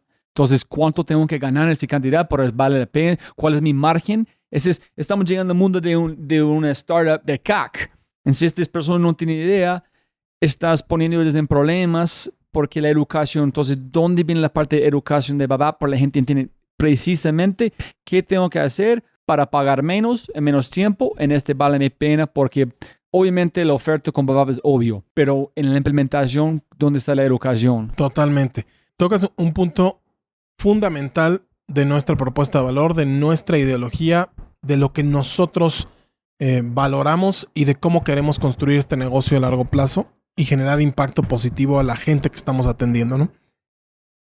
Es nuestra responsabilidad proteger a estas personas, incluso de nuestra propia producto. Y eso es algo que estoy completamente seguro que no hace ninguna otra empresa de crédito digital y la mayoría de los bancos. La mayoría de los bancos no están buscando el crecimiento de sus clientes supere a sus propios productos. Están buscando rentabilizar su capital y prestar a la mejor tasa posible, recuperar todo lo que puedan y ganarse un rendimiento. No que el cliente sí tenga un desarrollo, que incluso ese desarrollo vaya más allá de los propios productos que están ofreciendo otras fintech o los propios bancos, ¿no? Y con esto me refiero, es nuestra responsabilidad educar a nuestros clientes sobre cómo utilizar nuestro producto, sobre cómo utilizarlo de la mejor manera para sus vidas, no para Baobab, sino para sus vidas, cómo aprovechar este producto, o sea, enseñarles que si no lo vas a invertir en una actividad económica y lo vas a usar para completar tu ingreso, tu consumo mensual, lo puedes usar para una emergencia, lo puedes usar para un evento que no esperabas, lo puedes usar esporádicamente, no lo puedes usar todo el tiempo. Porque allá los 750 pesos que estoy pagando es cero porque es ayudar a mi hija, mi abuelo. Yo pagaría 20 veces más si es necesario. Entonces ya yo entiendo pagar doble porque la velocidad en tu riesgo, la gente está por su tranquilidad, ese es que estoy pagando. Correcto. Pero la persona que quieren sus ingresos pero no pagan en tiempo, pagan doble, cuando no ganan doble, allá estamos al nivel de sus padres. Es generando problemas para alguien que estamos tratando de ayudar. Totalmente. Y es nuestra responsabilidad, como te decía, no solo educarlos, y lo hacemos nosotros formalmente a través de un programa de educación que sucede por medio de la aplicación móvil. Nuestra aplicación tiene embebido un programa de educación, cursos, módulos que están construidos pensando en el viaje o en la trayectoria que tiene un cliente con nosotros desde su primer crédito, el segundo, el tercero, hasta N créditos, buscando que este contenido educativo vaya siendo una guía de cómo aprovechar mejor nuestro servicio, cómo ir construyendo un historial, cómo administrar sus finanzas personales, cómo tener acceso a otros servicios fuera de los que ofrece Baobab, por qué utilizar este crédito para emergencias o para invertir en pequeñas actividades, pero no utilizarlo como fuente de efectivo permanente, porque no hace sentido. Y por otra, el tema de que nuestras propias políticas de crédito funcionen en línea con esta idiosincrasia, ¿no? O sea, nosotros, por ejemplo, no permitimos que un cliente tenga todo el tiempo utilizado este crédito porque no hace sentido para su vida económica. Hace sentido para nosotros. Yo quiero que el cliente, para que me esté generando margen, necesito que tenga un crédito siempre, ¿no? Sin embargo, para ellos no hace sentido en la mayoría de los casos, ¿no? Como te decía, alguien que lo usa para una emergencia, pues lo usa para una emergencia y no tiene sentido que lo vuelva a usar inmediatamente después. Entonces nosotros tenemos que educarlos por una parte, explicarles por qué no lo van a poder utilizar otra vez inmediatamente, porque desafortunadamente están acostumbrados a que pagan uno y quieren otro, ¿no? Porque así funcionan los bancos, así funcionan todas las financieras. Entonces nuestra obligación educarlos y además hacernos responsables a nosotros mismos, aunque es lo conveniente para Baobab, no te vamos a volver a dar el crédito, tienes que esperar un plazo porque no estás haciendo un uso correcto del producto. Si ellos pagaron, sin embargo, si son perfectos con sus pagos, no puedes usar otra vez. No lo puedes usar, hay que esperar. Y pueden esperar 7 días, 90 días, dependiendo de su perfilamiento, ¿no? Yo no quiero, ese es chévere. Entonces, la historia está aprendiendo un montón. Entonces, qué pena la gente que no han llegado a la tecnología en la chispa. Tratamos un montón, pero llegamos allá. Que es este señor que está pagando a otros empleados. La idea es que ustedes presten su historia de crédito a un banco que puedan dar un crédito fijo que ellos pueden empezar. Exactamente. So Baobab es este trampolín a otras formas de crédito. Hoy Baobab funciona como ese trampolín.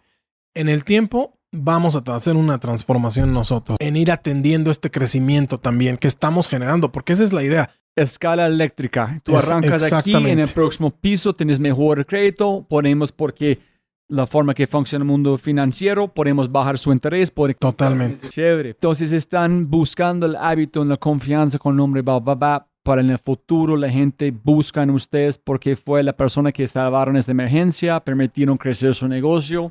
Entonces ustedes ya en la vida de la persona, en el momento más crítico, en allá la confianza con el nombre en la marca genera esto como sus vidas, sus familias, sus hijos. Entonces allá. Entiendo el largo plazo de este juego para ustedes. No Totalmente. Es de 5 años, es de ser entidad en 50, 100 años, este banco gigante. Exactamente. Exactamente.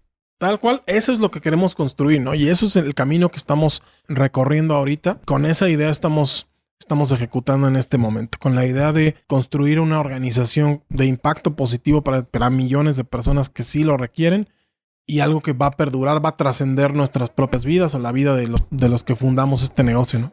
Esa es la idea con el árbol, ¿no? Un poco la idea con el árbol. El árbol también es una historia curiosona. Es una historia curiosa. Luis, pensando en esas personas, ¿cómo llegaste a una idea de prestar un crédito sin hacerlo de la forma reinventar la rueda literalmente en un sentido? Pues te digo, nos pusimos a explorar distintos enfoques y yo dije, a ver, hoy usando nuestros teléfonos celulares todos los días, que aparte ya se convirtió en un apéndice de nuestro cuerpo, generamos una cantidad de información gigantesca. El teléfono conoce más de nosotros que nosotros mismos. Entonces yo dije, tiene que haber, en toda esa base de conocimiento que tiene el teléfono, tiene que haber la posibilidad de correlacionar esa información con la capacidad y voluntad que yo tengo para pagar un crédito, ¿no? Tiene que haber necesariamente. Y pues dimos el salto de fe, o sea, asumimos que había algo ahí y nos pusimos a construirlo y nos pusimos a ver qué podíamos hacer haciendo una aplicación móvil, qué información podíamos extraer y cómo podíamos empezar a buscar factores de riesgo con esos datos, ¿no? Y empezamos con cosas súper naive, ¿no? O sea, con cosas súper ingenuas. O sea, si hago más de 50 llamadas al mes salientes, ¿me comporto mejor al pagar un crédito o me comporto peor o no tiene ninguna relación? Y empezamos así, uno por uno, con ideas así, con conceptos así, y construimos miles de reglas, miles de indicadores, porque además sabíamos que para aprovechar esta información íbamos a necesitar hacer uso de Machine Learning, ¿no? De los algoritmos de Machine Learning. Entonces, si llamadas ingresando no conocidos, bajamos porque es alguien buscando plata. Si es gente ingresando con nombres marcados en el celular, ese es de amor, de familia. So, personas como tienen un gran soporte familiar, si no pagan, pueden prestar. Esa es exactamente la lógica detrás de ello, ¿no? Detrás de pensar que había una correlación entre mi capacidad de voluntad de pago con esa información. Esa fue la lógica. Y no podíamos nacer usando Machine Learning, porque Machine Learning depende de que tengas ejemplos reales de qué pasó, ¿no? O sea, depende de que empieces a prestar, de que pagues por ver. Si no, Machine Learning no tiene la posibilidad de aprender nada, al menos en el enfoque que nosotros decidimos darle, ¿no? Entonces empezamos a prestar con reglas así, con reglas de esta puntuación vale esto, esta así, a mano, ¿no? O sea, calibradas por Luis y por mí, a mano, miles de datos, ¿no? Nos tomó 3 meses dar nuestro primer crédito. Dimos nuestro primer crédito 3 meses después de haber arrancado. Pero ¿cuál fue el factor más poderoso? ¿Un factor que fue 80, que tuvo un pedacito, pero fue 80% del score de crédito, o fue todos igual de valor? O sea, sí hay un conjunto de indicadores que tienen más peso, pero son tantos, es tan rica la información que el peso unitario de cada uno es intrascendente. Cuando arrancamos, sí, este es una persona que queremos prestar. Cuando arrancamos, básicamente era en todas las transacciones de texto que podíamos leer, ¿no? Porque obviamente como humanos, nuestra capacidad de interpretación está limitada, ¿no? O sea, no podemos interpretar en un segundo miles y miles de datos que sí lo puede hacer una computadora. Entonces, ¿qué sí podemos interpretar a la fecha mejor que una computadora? Texto. ¿Qué quiere decir? ¿Qué contexto tiene? ¿Qué trasfondo tiene lo que está escribiendo la gente? Entonces, literalmente leíamos información, ¿no? Entonces, leíamos mensajes, leíamos correos y esa era la información en donde empezamos a encontrar más riqueza, como de, con esto podemos interpretar qué circunstancia está viviendo esta persona, si tiene crédito, no tiene crédito. ¿Pero qué leíste? ¿Qué buscaste? La profundidad de vocabulario como tus padres, me imagino, van a tener. La forma que ponen frases. Un poquito de serendipia, efectivamente. Si usaban groserías, el número de palabras distintas que usaban en un texto, ¿no? En un párrafo cada 100 palabras, la complejidad de la redacción, la ortografía. Literalmente teníamos indicadores que contaban las faltas de ortografía en un conjunto gigante de texto que sumábamos de mensajes de texto, de correos electrónicos de los usuarios, ¿no? En el nivel macro, pareciera que todo eso es irrelevante, ¿no? O sea, como es una cositita de nada, ¿no? Pero buscando patrones en todos estos datos empiezas a encontrar cosas interesantes. O sea, hoy te diría, por ejemplo, todo esto que estoy diciendo, que así es como empezamos, todo eso ya no lo usamos hoy. O sea, se ha transformado. Empezamos a ver, al principio lo que creíamos que iba a tener correlación, resultó que no la tenía, ¿no? O sea, justo hoy a la fecha ya cómo funciona hoy la originación o el score de crédito o los scores que tenemos, ya no utilizan eso, ¿no? Ya no utilizan esos indicadores que nosotros construimos. Y ahí fue el poder primero tener acceso a esa información, porque lo primero que hicimos fue sacar la aplicación que no daba créditos porque no teníamos ni dinero ni score de crédito. Entonces, lo único que hacía era presentaba al usuario una solicitud de crédito y al final le decíamos, estamos trabajando para salir a producción, todavía no prestamos, pero muchas gracias. Si quieres, comparte tu información, tus datos personales para que podamos evaluar una solicitud eventualmente. Y lo impresionante es que la gente, es tan grande la necesidad de un producto como el nuestro, que la gente lo compartía. Nos compartían todos sus datos. Entonces, generamos alrededor de 10,000 usuarios de nuestra aplicación sin dar crédito, sin dar un solo crédito. Y con esa información fue con la que pudimos hacer la curaduría y la construcción de nuestros primeros modelos. Entonces este 10,000 fue uno. This is something people want. Exacto. And then con la cantidad fuiste capaz de tener suficiente cantidad de data para analizarla y hacer assumptions, ¿no? Pero este fue el plan en función tal cual como se imaginando. Ese fue el plan que se le ocurrió a Luis, ¿no? Yo quería salir yo quería salir a prestar. Y Luis dijo, no, pues ¿cómo vamos a prestar si no tenemos datos, no tenemos nada? O sea, no sabemos nada de la información que vive en el teléfono, más que la tuya y la mía. No, saquemos la aplicación así, saquemos la aplicación, empecemos a recolectar datos y con esos datos vamos a poder encontrar cosas interesantes. Y dije, no, pues hace sentido, pues venga, va.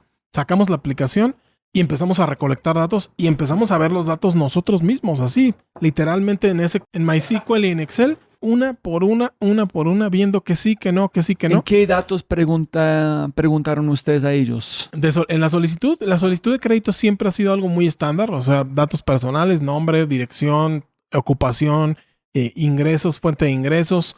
Siempre les hemos pedido un dato súper interesante, es que siempre le pedimos a la gente que se califique a sí misma, ¿no? Que califique su comportamiento de pago y ahí hay cosas riquísimas de información de cómo se ven a sí mismos, cómo se correlaciona esta animosidad de evaluarte a ti mismo con la edad que tiene la persona, con el nivel de ingresos, con el nivel de educación. Hay cosas súper interesantes en toda esta data. Entonces allá empezaste, ¿con qué plata empezaste a prestar? Empezamos a prestar con nuestros ahorros. Primero, empezamos a hacer cosechas de 50, de 100, de 150, o sea, pequeñas cosechas y a empezar a aprender. La clave de todo esto de emprender sí es la ejecución, porque sin la ejecución no tienes el feedback de la vida real. Y lo que más necesitas cuando arrancas una startup, desde mi punto de vista, no es capital, es feedback de la vida real, ¿no? Feedback de la gente que quieres que consuma tu producto. O sea, necesitas tener retroalimentación, que te digan, sí me gusta, no me gusta esto, no me gusta esto, lo uso para esto, no lo uso para esto, y empiezas a descubrir un montón de cosas que no tenías idea. Y así lo hicimos, empezamos a tener feedback, empezamos a ver quién sí pagaba, quién no pagaba, a perfeccionar nuestros componentes tecnológicos.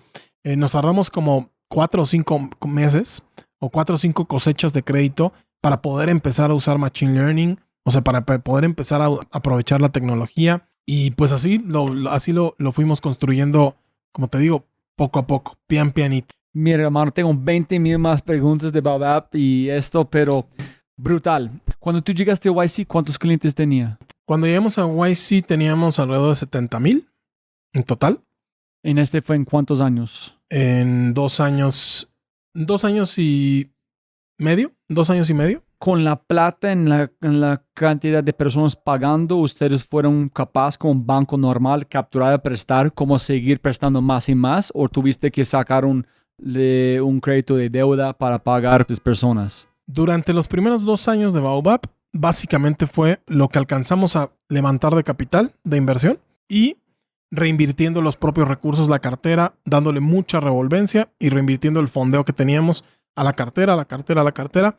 Y En marzo de este año cerramos nuestra primera línea de crédito, cerramos una línea de crédito de $3 millones y esa fue la que empezó a catapultar el crecimiento, acelerar y después vino YC y todos nos volvimos locos, ¿no?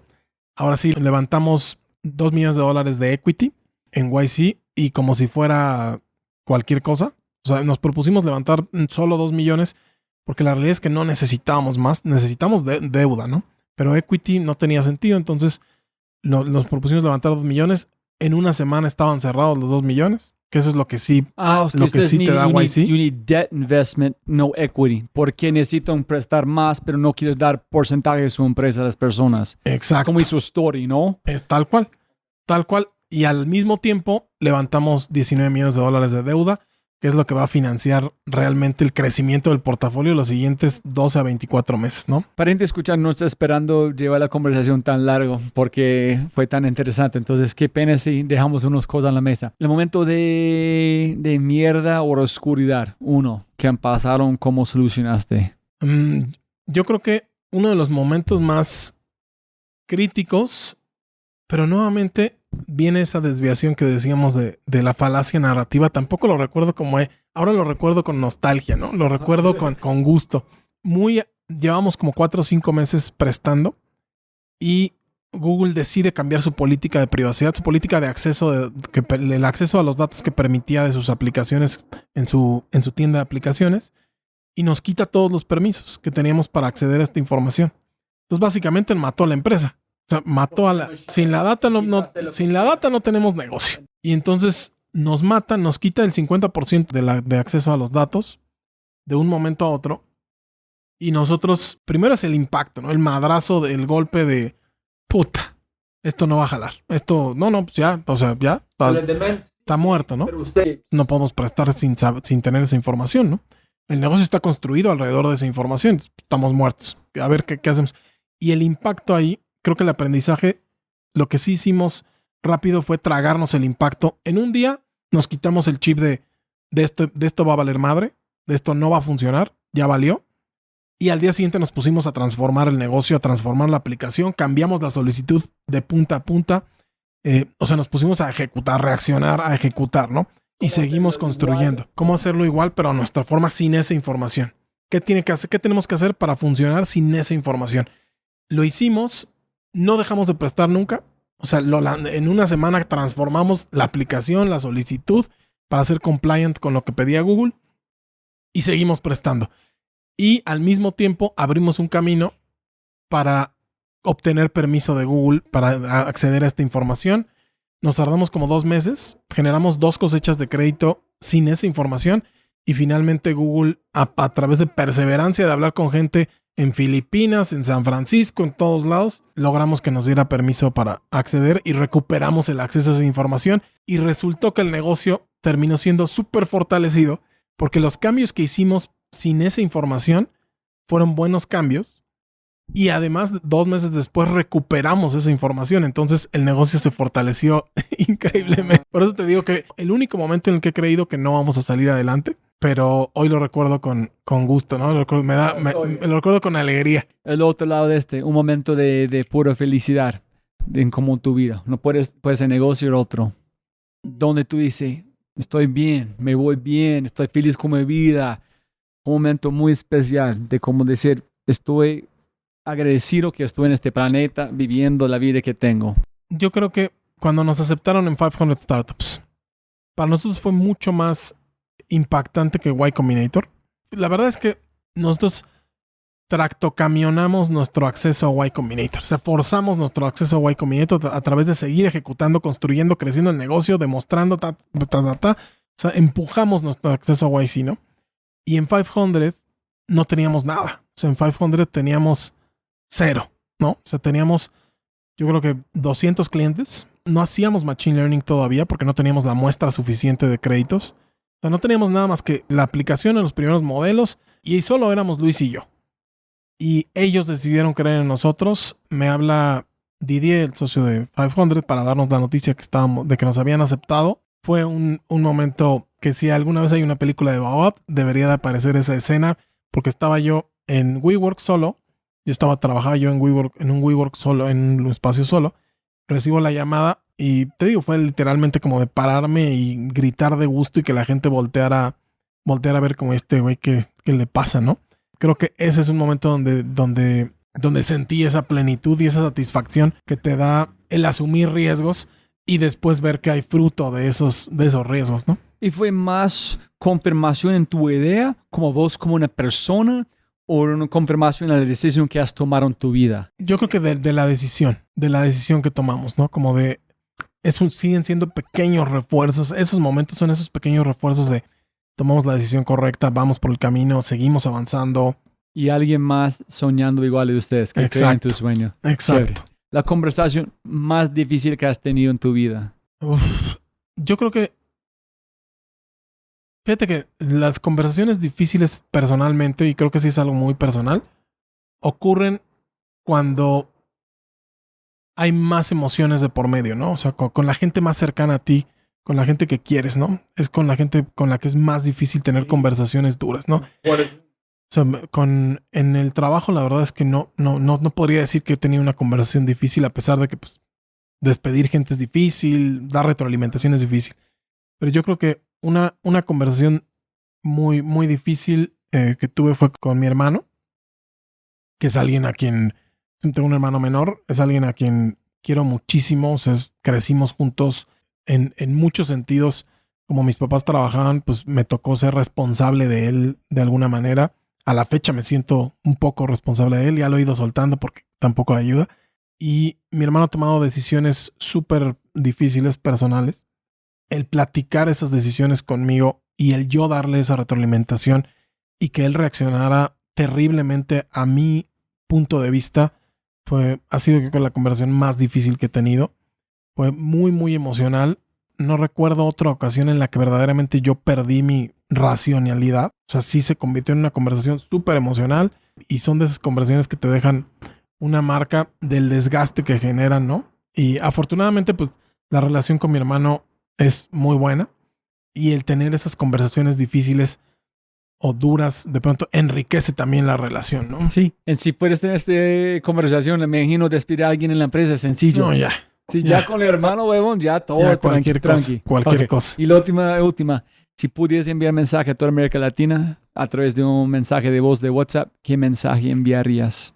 Le diría a la gente que todos tenemos la capacidad de cambiar nuestras vidas y a través de cambiar nuestras vidas, cambiar positivamente la vida de otros. Creo que los procesos de transformación sí empiezan con uno mismo, con buscando transformación en uno mismo, buscando hacer actos que correspondan a los valores que tenemos nosotros, ¿no?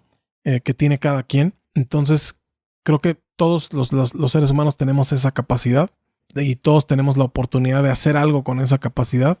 Le pediría a todas las personas que dediquen unos minutos a pensar qué quieren hacer de sus vidas, cómo quieren que se les recuerde, cuál es la característica que la gente va a decir que eran ustedes cuando ya no estén aquí, ¿no? O sea, cómo quieren ser descritos y empezar a actuar en función de esa decisión consciente de yo quiero ser esta persona, ¿no? Brutal. Ese buen mensaje. ¿Algo más que olvidamos mencionar antes de que terminamos, Roberto, o no? Pues creo que cubrimos bastantes cosas. Estuvo amplia la conversación. Haremos una versión, un tomo 2 para continuar la conversación. ¿Y quieres dejar un mensaje por el equipo de Baobab antes de terminamos? Para el equipo de Baobab, pues creo que hablo mucho con ellos. O sea, sí soy mucho y ahora trabajando en remoto creo que más. Hablo mucho con todos y pues como se los digo en el día a día, hoy están aquí ayudándonos a construir esto, siendo parte de la construcción de esto, porque Baobab creen en el talento de cada uno de ellos, en la capacidad de ejecución de cada uno de ellos. Todos están poniendo hoy su granito de arena y las 18 personas que estamos hoy construyendo este negocio somos las que vamos a dirigir el negocio cuando sea 100 veces más grande y por lo tanto no solo estamos transformando la vida de la gente que estamos atendiendo, sino también la vida de nuestros colaboradores, de nuestro equipo de trabajo, ¿no? O sea, Baobab tiene que tener esa capacidad de transformar primero la vida de la gente que está construyendo Baobab. Pues si logramos que estas 18 personas llevemos el negocio de esta escala a 100 veces más grande, creo que lo vamos a lograr y estamos en ese camino. Hermano, qué placer. Gracias por su atención, su tiempo. Qué regalo tan grande. Muchas gracias, Muchísimas Roberto. gracias a ti. Como siempre, siempre, siempre puedes ganar más plata, pero no más tiempo. Muchas gracias por escuchar. Espero que hayas aprendido algo, te hayas inspirado y te sientas con ganas de hacer algo imposible. No olvides, si este podcast te parece increíble, hay otras cosas maravillosas que puedes encontrar en thefryshow.com, el newsletter, convertirse en miembro de Fry Show y obviamente si quieres acceder a libros, podcasts, personas y lo demás que mencionamos en los episodios, puedes encontrar todo en thefryshow.com. Y con ese dicho, hasta el próximo episodio. Chao, chao, chao. Chao.